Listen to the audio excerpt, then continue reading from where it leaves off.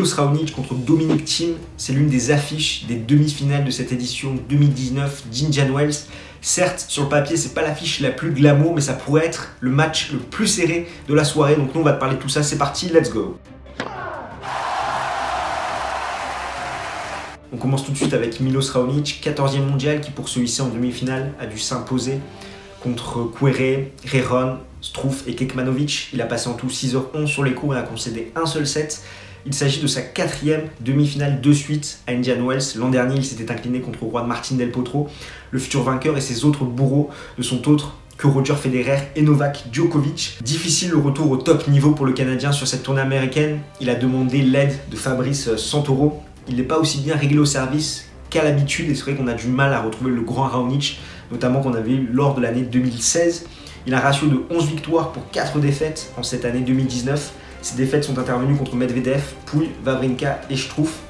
C'est vrai que c'est difficile de jauger le niveau actuel du Canadien par rapport à ses adversaires, sachant qu'il a su profiter d'un tableau dégagé, notamment avec les éliminations de Roberto Bautista Agut et Alexander Zverev, et qu'il a été mené quand même dans le 3e set contre Rejon d'un break. Il a su revenir pour s'imposer. On passe tout de suite à Dominic Thiem, numéro 8 mondial, qui pour se hisser en demi-finale a gagné contre Thompson, Simon, Karlovic, et a bénéficié du forfait de Gaël Monfils touché au tendon d'Achille. Il a passé en tout 4h03 sur les cours et a concédé 0-7. Après un début d'année très compliqué pour l'Autrichien, marqué par de nombreuses contre-performances et des blessures, il l'a avoué lui-même, sachant qu'il a eu une fin d'année 2018 très dense, très chargée. Il n'a pas fait la coupure nécessaire, donc il est revenu beaucoup trop tôt. Et au final, il a accumulé, en témoigne son ratio, 3 victoires pour 3 défaites et un abandon à l'Open d'Australie contre Popyrin avant Indian Wells. Et là, il a doublé son ratio de victoire à Indian Wells. Lui aussi, c'est difficile de jauger son niveau de jeu au vu des adversaires qu'il a affrontés, donc on en saura beaucoup plus lors de cette confrontation contre Milos Raonic. Au niveau des face-à-face, Milos Raonic mène 2-0, Dominic Thiem ne lui a jamais pris un set. À chaque fois, c'était sur des surfaces qui favorisaient le jeu offensif du Canadien, donc Cincinnati, les ATP Finals, et surtout c'était en 2016 lors de la meilleure année du Canadien. Comme d'habitude, je vais t'afficher les statistiques détaillées. Donc Thiem s'est fait breaker autant de fois que Raonic dans ce tournoi, 2 fois.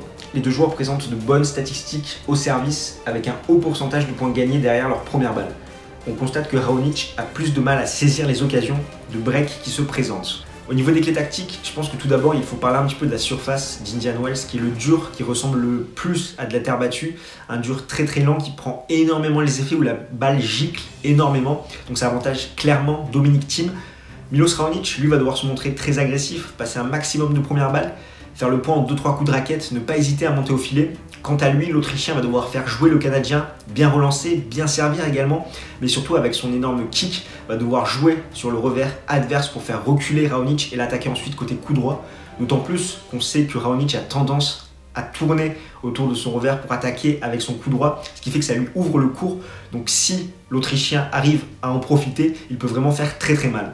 C'est pourquoi je vois une victoire de Dominic Thiem en 3-7, un match très serré, quelque chose comme 6-4, 6-7, 6-3, pour allier les finales et relancer sa saison juste avant la terre battue. Donc voilà ce qu'on pouvait dire, n'hésite pas dans les commentaires à nous donner ton avis. Toi, qu'est-ce que tu en penses de cette affiche? À lâcher un petit pouce bleu si tu as aimé la vidéo, à t'abonner à notre chaîne bien sûr, pour ne plus rien manquer de l'actualité tennis. Et nous on se retrouve très très vite, d'ici là, porte-toi bien, ciao ciao tout le monde.